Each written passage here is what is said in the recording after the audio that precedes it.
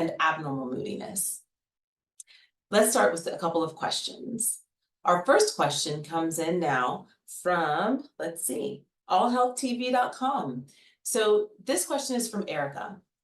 Dr. Constant, my daughter is a 7-year-old and has had a number of temper tantrums lately, which is not normally like her, and she hasn't had any play dates lately. I'm wondering if I should take her to her pediatrician or maybe a child psychologist. What do you suggest? Well, Erica, that's a very good question. And before you go to the pediatrician or a psychologist, I think the first thing that you want to do is try to establish a timeline with the temper tantrums. If you notice that they started getting worse at a certain time, have you noticed that they're more frequent or out of character for her normal temper tantrums? And it's also important to think about what has precipitated the temper tantrums. Are there certain things that inevitably will precipitate this, or is she triggered just by any mild offense? So I think once you start looking into those things, and also you want to establish whether or not she has environmental stressors, find out what's happening at school. Are there any problems with her and her friends? Have there been any recent arguments or fights? Is anything happening in the classroom that is upsetting her? Maybe her grades are slipping, so I would speak to her teachers. And once you start to establish whether or not this is an environmental stressor or something in the home or something that has changed, and if all of those things have been ruled out, absolutely, you want to start talking to your pediatrician. And if you have a pediatrician that you actually have a relationship with and knows your family dynamic and understands what's happening in your life and your child's life, you can talk to them about it first, and maybe you could even resolve the issues there. If, of course, it's above and beyond the scope of your pediatrician, then you would absolutely want to see a psychologist. I hope that answer helps you. Let's see, we have another question in. Well, it looks like we have a question from YouTube. Anna Sophia and Ruben. My husband Ruben and I have some questions about social media and its effects on my teenage son. We think he's on it too much, and it's probably not good for him. But most of our friends with teenagers just say things like all their friends are doing it, they're doing the same exact thing, and what can you do? Well, social media, it has of course been a very hot topic recently and a controversial one, just because we have seen evidence that shows that social media does have a negative effect on the overall mental health of adolescents. And this is because adolescents are still maturing, their brains are still developing, their hormones are still fluctuating, and it's very hard for them to truly interpret the information in a way that is beneficial or positive to them. There's so much light that's been shed on the effects of social media that the Surgeon General has actually recently released advisory on social media in adolescents. There are quite a few negative effects that we have seen, and I would say for your son, you need to make a decision that you and your husband are comfortable with. And if you feel that he is using his phone or is on social media more than he should, or what seems to be abnormal, then you should absolutely intervene. I don't think that anybody should use social media in an excessive amount of time. We have our actual personal interactions that are more important. You have schoolwork that's important, and reading and exercise. So of course, like anything else, this should be in moderation.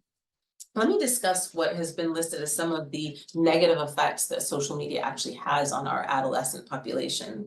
And with social media, we have found that there's a lot of cyberbullying that occurs, and cyberbullying occurs via, the vehicle is social media. So via text message or platforms or videos, and it's usually used to intimidate or harass classmates or friends, and it causes a lot of embarrassment and humiliation. And I know a lot of adults have mentioned that, well, bullying has happened forever, and it's true. Everybody has experienced bullying at some point in their life, but cyberbullying is unique in that it has it leaves a mark. It stays there. You can always look back. It doesn't just disappear. It's not just one word that's thrown out in person and then just disappears. Cyberbullying sticks and has a footprint.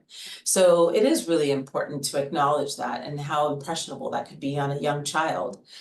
Another negative effect is inappropriate content. Of course, teens and children will inadvertently run across inappropriate content. We cannot protect them from that. We could not shield them in any way, shape, or form. It happens no matter how much protection on the phone you might think you've put. they are going to run into it. And so we have to be able to deal with the repercussions when our child is exposed to something that they may have been too young to be exposed to.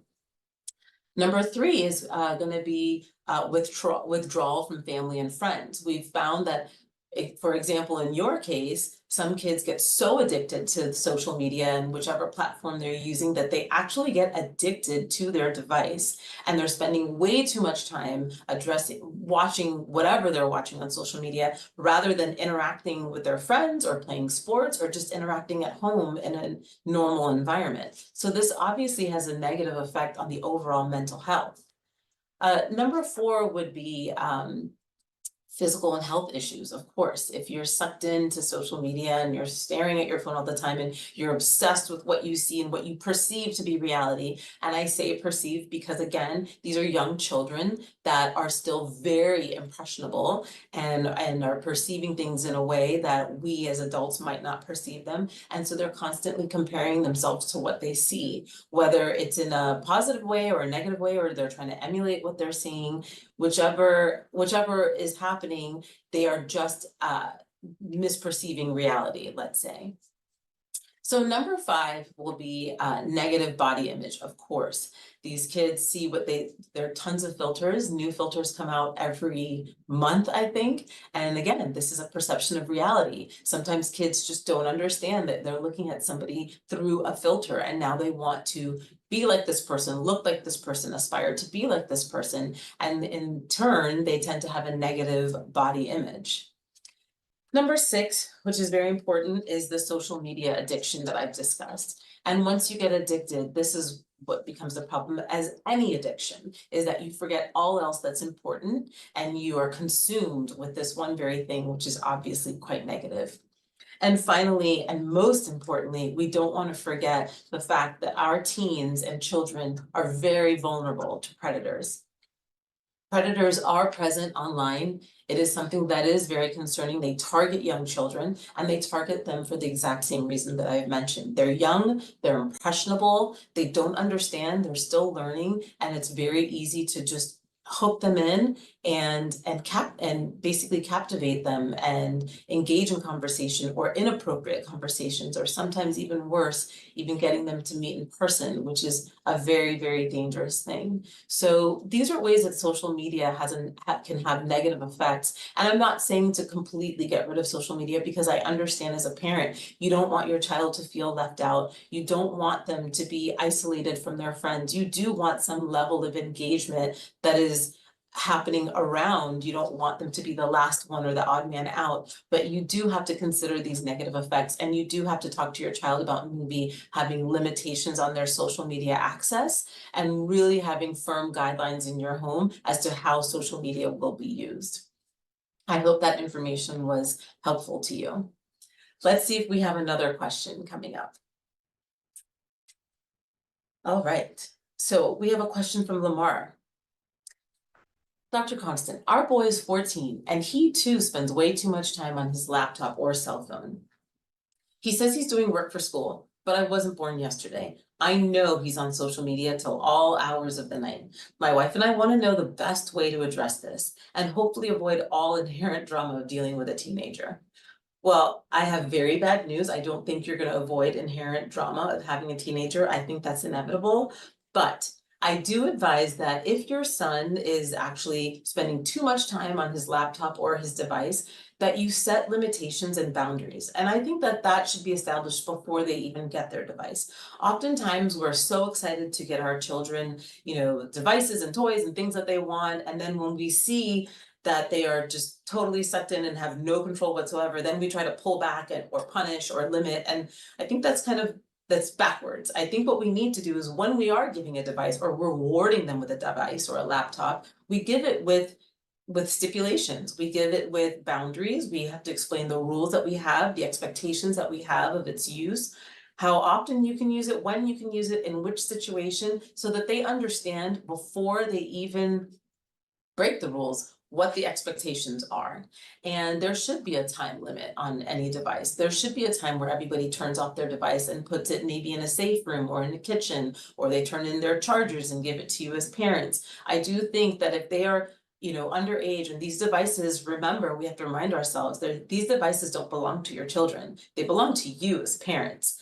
And if you own them, you set the rules regarding how they will be used and when they will be used. So hopefully you'll be able to get through that with your son without too much drama. So the next suggestion I want to make is actually with your social media is, aside from creating these boundaries and setting limitations, as parents, we should lead by example also. So we shouldn't be on our devices and our phones all day, and when we come home from work and at the dinner table and in our beds before we fall asleep. We should teach our children that we also have a limitation, and there are times where we need to just disconnect. Everybody needs to have a healthy time to actually disconnect and spend time together. And I think if we can do that as parents, then our children hopefully will follow suit. I hope that helps. Okay, let's see if we have any, well, actually, in case you missed it the first time, here's another opportunity so that you can find out where to send your questions in. And hopefully if you send them in time, I can answer them during the show.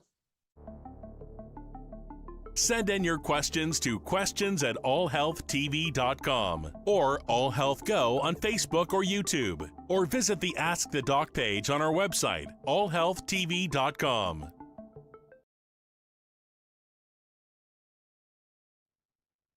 Okay, hi.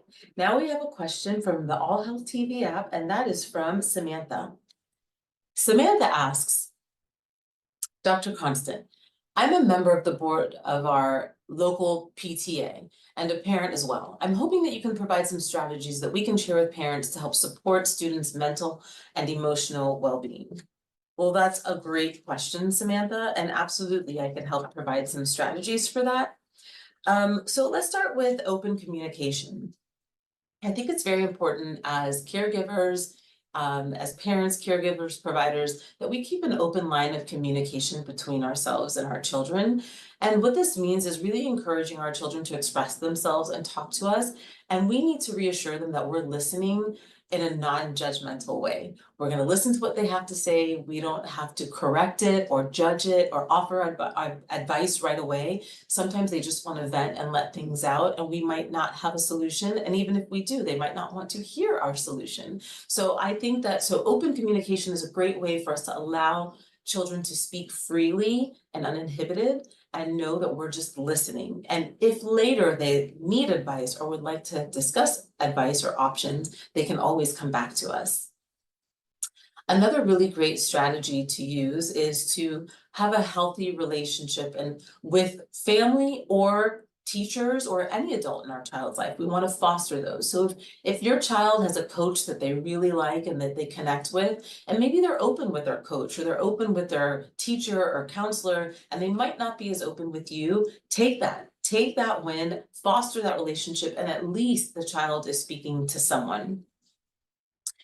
Number three is another great strategy. Number three is coping skills. We really want to teach our kids great coping skills. We want to help them develop these effective coping mechanisms for stress, such as deep breathing and mindfulness and problem-solving strategies. Sometimes it is innate for us as parents and providers to jump in and help solve the problem or fix the problem or explain to them the best way to solve it, when really we need to sit back and teach them how to analyze the situation and solve the problem for themselves. And that's a way to really teach a great coping skill so that they're prepared in the future for adverse events or adverse interactions with other people. Number four is to promote physical health. We've always known this, right? We've always had research that's proven this, that physical health has a very positive impact on your overall mental health. So we really need to encourage our kids to exercise, play sports by doing it ourselves. We can go on family walks. You can do a run with your family, join a very small run or a walk for charity, anything that promotes just physical activity, and show them that this is the way that you can not only bond as a family, but also have a positive impact on your mental health. Joining a sport at school is a great way, and team sports is just such a wonderful way for kids not only to get physical activity, but it's great for camaraderie. It's great for having a coach or a leader or a mentor that you can look up to. And it's great for, conflict resolution. You you have teammates that you don't want to let down, teammates that you're interacting with, that you're friends with, or that you might even fight with, and you have to resolve that fight before your next game. So team sports is a really great way to incorporate physical activity and overall mental health. I hope that this helps, Samantha. You know, there are a couple of other things such as realistic expectations that you want to set for your child, and of course monitoring screen time. You know, those are all important ways that you want to foster, good mental health at home, problem solving skills, healthy behavior, and of course, always monitoring the warning signs that we see at home. So you really want to encourage parents to look out for specific warning signs or red flags that might be occurring at home that you see, and bring them to the forefront so that you don't miss anything important. I hope that helps, Samantha. So it looks like we have a question from the audience. My baby is an 18-month-old and is biting regularly. How can I remove this habit? Well, this question is actually, this is actually quite normal. 18-month-old is normal to bite. So in this age group, you actually explore and learn by hand to mouth, meaning taking things in your hand, grabbing them, sticking them in your mouth, and also mouthing, which is a term really for biting. So putting things in their mouth, biting, chomping. This is normal behavior. It doesn't necessarily mean that the 18-month-old is being malicious or violent. It's really just a way of them interacting, and they don't really know yet the negative effects of biting. So it's not a behavior you can really truly remove. You might want to discourage it by, if the 18-month-old bites you, saying, ow, that hurts, and moving away and kind of showing them that you have a negative response to it. That's a good way so that they understand this is something that does not feel good and that's not pleasant. But I certainly would not punish the 18-month-old. I would just constantly try to remind them that it does hurt, and then you want to distract them, give them a toy. 18 months, you're still teething, so you can give them teething toys and see if they'll want to bite that. And if they're doing it out of frustration, again, toys, firm toys such as teething toys are very helpful, so that if they are upset, they would just grab it and bite on it and just kind of get out some of their frustration. So you can distract and you can show them that it is negative. I hope that this helps. So I think we have another question now coming in, and it's from Javier. My wife and I have a teenage son who seems a little withdrawn lately. He and his girlfriend broke up not too long ago, and all he does now is stay in his bedroom. Should we be worried about him? Well, Javier, that's a great question. Of course, you should always be worried about your child if they seem to be a little more withdrawn than they usually are. Of course, having a breakup at this age is very hard, and it is very normal to have a response where you're sad and withdrawn and not interested in activities anymore. Again, that your son is young and his hormones are fluctuating, and they have sadness, and sometimes it seems a little more exaggerated than what we would expect, but this is normal. When you should be concerned is if you find that your son is not bouncing back and is really actually disengaging from activities that he used to participate in. If he's withdrawn and sat in his room but still goes to soccer practice, then I wouldn't be so worried. But if he starts talking about quitting activities, or he stops hanging out with his friends, he decides that he no longer wants to participate in things, then I would actually start to get really worried. And of course, if this is lasting more than 2 or 3 weeks, I would certainly be very concerned, because it's one thing to be sad and have the blues, but to become depressed and withdrawn is another thing. So I would absolutely look into this. There are a couple of things that we can discuss as warning signs for a child that is now more depressed than sad. And those things are loss of interest, of course. So like I mentioned, if they have a loss in interest in things that they used to really love to participate in, then I would be concerned. Also, if you're seeing that your child has very low energy and you've seen a physician about it and they don't have a medical cause for low energy, and they don't have an organic reason, then that is a reason to be concerned. Also, if they are sleeping too much And if they are sleepy throughout the day, meaning it seems like they probably have not had enough sleep overnight, they might be waking up in the middle of the night and not getting back to sleep, and then they're tired all day, and then they come home from school and then they sleep from, afternoon to evening. Those are irregular sleeping patterns, and that is something to really be concerned about, and I would consider that a red flag. Also, if you find that your child is having periods of very high elevated energy and activity, and they require much less sleep than usual, and they seem like they're just always on and excited, then I would consider that a red flag. That is not normal behavior for an adolescent. Number 5 is if they're spending much more time alone and avoiding social activities with their friends or family. So, sometimes we joke and we say our kids don't want to hang out with us, they don't want to spend time with us, they're always in their room. But if they're still going and meeting up with their friends, or they're going to go outside with their best friend that they confide in, and they're still willing to go to certain activities, that's a little bit more understandable. But if they're pulling away from their family and they're pulling away from their friends, and they're just reclusing themselves in their bedroom and really not interacting with anyone, then I would definitely speak to your pediatrician or a psychologist about it. Also, you want to make sure that their diet and exercise is within normal range and it's not excessive. If you start to find that they're becoming, they're maybe calorie counting, omitting food, exercising a little more excessively than usual, worried about how much they weigh, or they're checking calories, or they're checking how much they weigh, that is very concerning. It sounds like they're starting to develop a body image dysmorphia. The next thing is, of course, most important is if they're engaging in self-harm. And by self-harm, there are things such as biting, such as cutting, burning their skin, playing with matches. And these are very superficial lesions. These are not going to be terrible injuries where you need to go to the hospital or be seen. You'll find that they're they're frequent, they're subtle, they're superficial. And so sometimes it might even take some time before you notice them. But when you do, please understand that those are cries for help. They might say, well, I scratched myself here, or this was an accident, or I didn't mean to burn myself, I was playing with a match. But if you see a pattern where it's happening consistently, again, very superficial and very subtle, but if it is happening, it is a cry for help. And finally, if they're starting to abuse alcohol, smoking, drinking, vaping, smoking cigarettes, marijuana, any vice really is a sign that your teen will possibly need help. And lastly,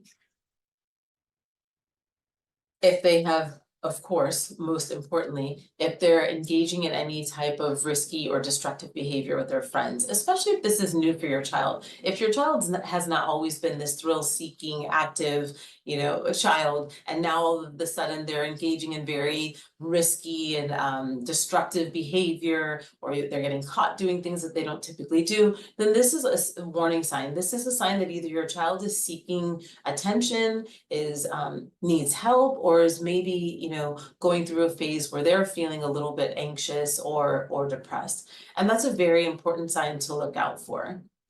I hope that this helps. And please, if anybody, a child that you know, a person that you know, or if you've even heard that anybody's ever said that they want to take their own life, or their life is not worth living, or they wish they were not here anymore, those are all considered suicidal ideations. Please understand that you don't have to necessarily say that I want to take my life today. If you find that a child feels that they're better off dead or not existing, that's a suicidal ideation. And if you need to get help for your teen, whether it's something as drastic as suicide or as mild as maybe just feeling really sad or feeling down or mild depression, you still need to seek help for your teen. And by those ways, you can call your pediatrician, your psychologist, you could go online. There are many resources that are available for you to get help for your teen. All right, let's see if we have any other questions. And first, let's just take a look at this video, and then we'll see if we have any more questions afterwards. The number of teens needing mental health support has increased. That includes things like depression, anxiety, and one of the ones that I think we were a bit surprised about would be eating disorders. Dr. Marcy Billings says the pandemic created a challenging and confusing world for many teens. That's their time to start to be independent and start to exert some control over their own lives, and that was taken away in a way that we had never experienced before. If you are concerned about your teen, don't hesitate to ask for help. Whether it be that you feel they're depressed or anxious or maybe suffering from an eating disorder, reaching out to your healthcare provider is the great first step. What to watch for: changes in activity level, more sleep, isolation, personality changes, eating habits. There are great ways that we can treat all mental health illnesses, depression, anxiety, eating disorders, but we got to have that first step of connecting. Well, that's all we have today for Ask the Doc. Thank you for joining us, and we'll see you next time.